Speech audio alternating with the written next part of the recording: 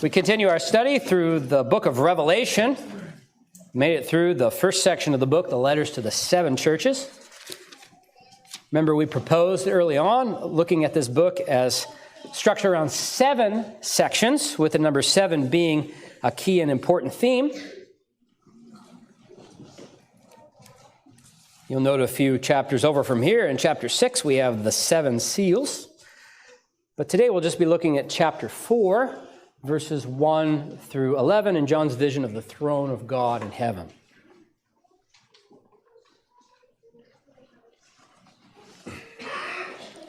And as you turn there, I remind you what this book has multiple times told you, that these words that you're reading are not merely the words of John, but the words of God, the words of Jesus, the words of the Holy Spirit, without error, infallible, powerful in his almighty hand.